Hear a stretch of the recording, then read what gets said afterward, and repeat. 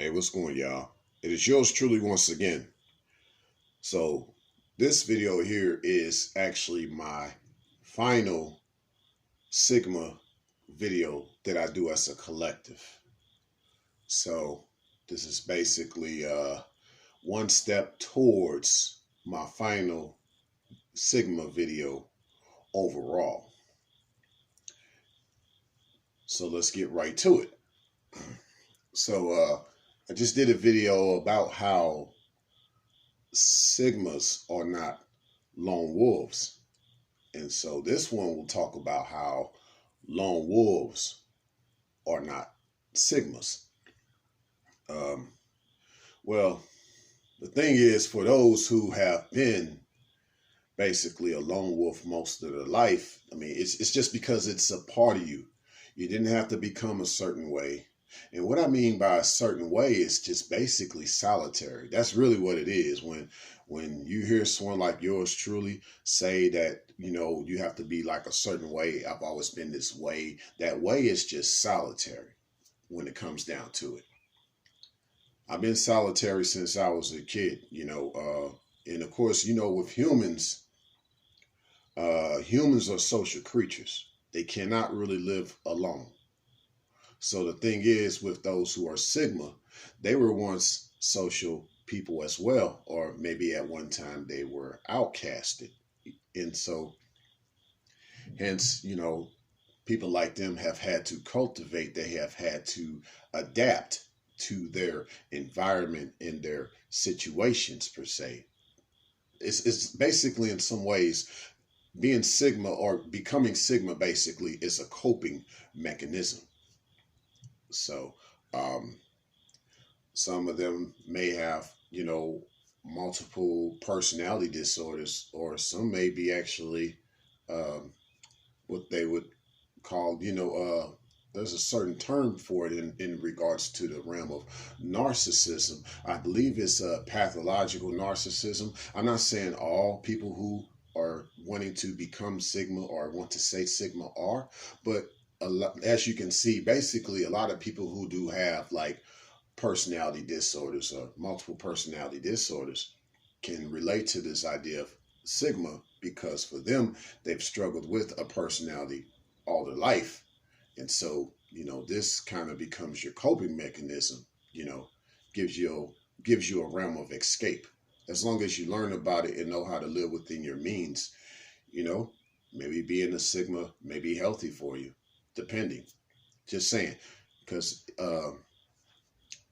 because that's what it's like for someone who has been social, but basically now at this time you just really can't see yourself being social like that anymore. But for someone like me, who is a true lone wolf, who is a lone wolf, there is no true lone wolf. Lone wolf is lone wolf, nothing more, nothing less. Uh, I've always had a natural capability of just being solitary. I always have been treated like an enigma ever since I was young.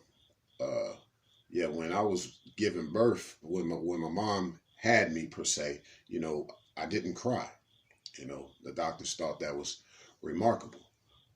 It was interesting, and then for most of my life, I've always had a certain behavior about myself, or a certain aura, a certain presence that kind of led me in this category of where people just always treated me different.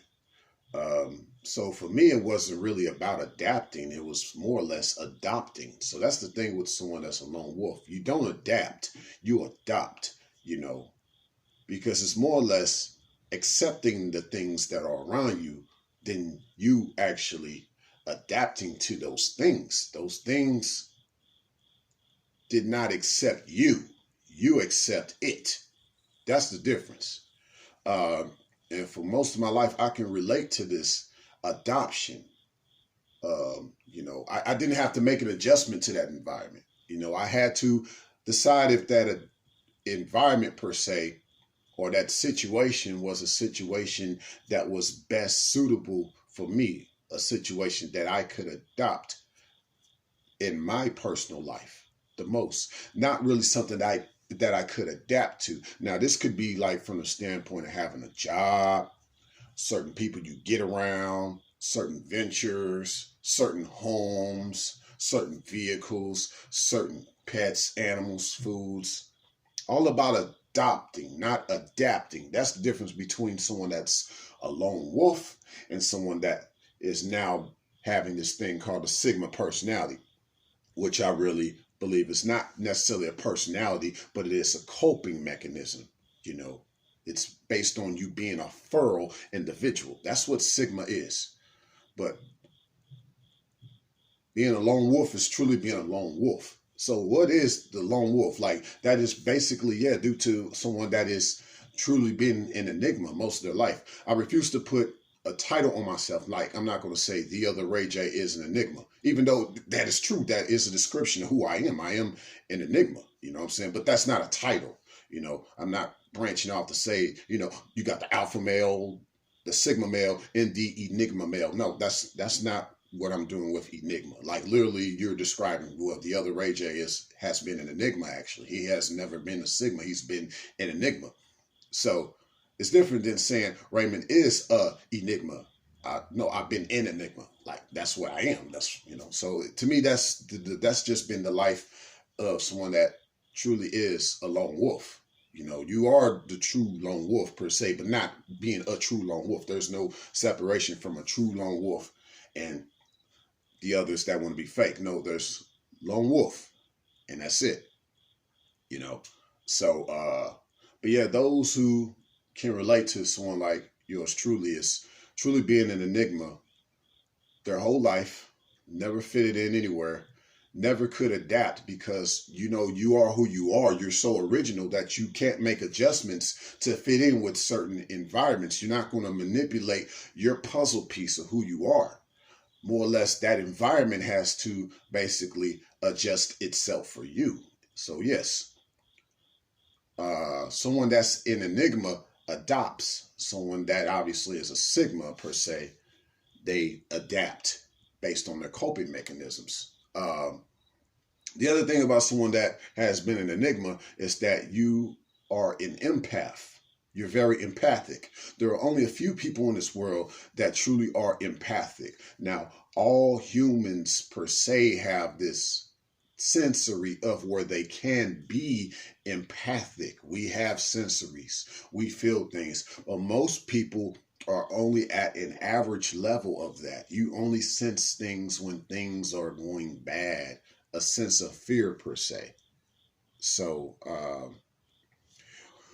overall, this basically means that, you know, you just hold tight and hold on to this essence of who you really are as an empath, separating yourself from others who don't have that same vibration, that same frequency. What this really means overall is, okay, the difference between someone that's empathic versus just the average person with empathic feelings per se is most people who are just average humans, they are more narcissistic, more selfish, and yes, they only feel certain things when it's like a fight or flight type of a scenario. They talk about this in psychology a lot. So, but with someone that's a true empath, not just someone that has empathic feelings, you know, it's based on the fact that you've been an enigma most of your life. So you feel things on a higher realm, a higher sense. You have a higher sensory. You have more. And some people that are, you know, on this line of they have been an enigma, some people with their empath, they're either scarred with because they're sensories or they're just stronger than the average person. So I'd say there are two types of people that have been enigmas. You have those who just have different sensories with their empathic feelings. I'd say that two lone wolves ideally should bond. They should pair up. That's how it is. You know, that's how it should be. That's how it is in the wild with actual wolves, lone wolves pairing up. But amongst people with a human form per se, because I believe that those who are enigmas, they are on a different realm. They're not like a typical human. You know, they're on this other type of realm. I mean, I'm not trying to put someone that's an enigma on a pedestal or nothing, but people like me are just different, you know. You would think we would meet up and work things out and we would be good together, you know, but no, that's not the case. It can happen. It's not impossible for two people that have been enigmas to get together. It's not impossible, but it's very difficult because we both sense so many things about each other. We know each other before we even speak. We can read each other. We can feel each other, so we can bond quickly. But you may have the other person that's been an enigma who's been more scarred. They might not necessarily like those new feelings because they haven't been used to it. They've been used to being around narcissists. So they feel more drained. So the fact that you're pouring into them instead of trying to drain them may be too much for them to handle. It probably has the opposite effect on that particular type of person that's an enigma. Because given their empathic feelings have been so used to being for narcissistic people that have drained them. And so for you that hasn't been scarred, you don't want to end up in a situation where you end up codependent with that particular type of enigmatic person who's been scarred with their empathy, you know? So I'd say for those who are enigmas, you know, who are an enigma per se, yes, if you want to bond with another enigmatic individual, make sure they're not scarred. They don't have scarred empathy. Okay, they have a certain empathy of where, you know, they want to pour into you like you want to pour into them. They don't feel scarred. They don't feel like, well, I'm still dealing with things. I'm still healing. I need some space. This is a little bit too much for me right now. I know you mean well, but this is I'm not used to this. And then they walk off, okay? You want to be around someone that, like, y'all just click, all cylinders, like, what, really? Oh, yeah, you know, I'm digging this, you know, but that's very rare because the creator has actually put lone wolves, well, he's put people that are enigmas on this planet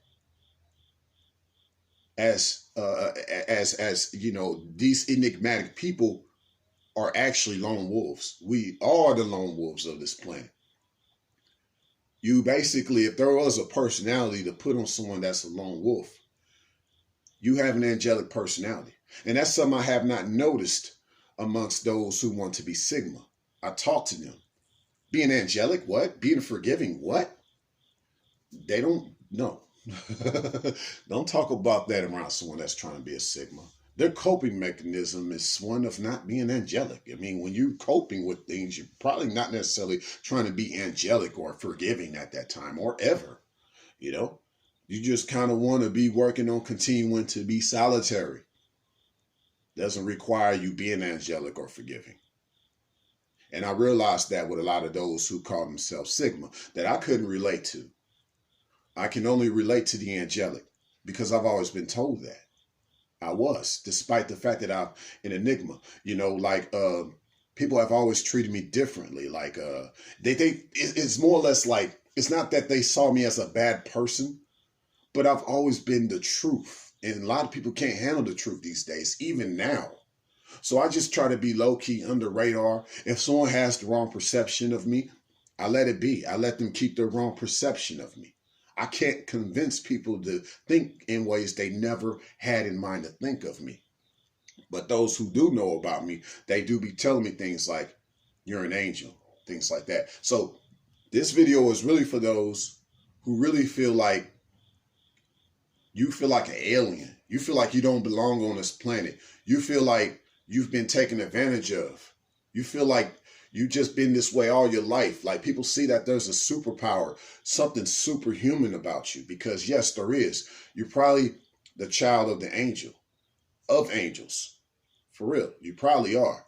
And there's a difference between the angels and the fallen angels. Okay. So you have those who could even be an enigma, but they're probably the fallen that are living amongst us. So what I'm really saying with those who are lone wolves and who are not Sigma, you're some on a higher level. And not to say I'm putting anybody on a pedestal, nor myself, but there's something about you that separates you from the average human being.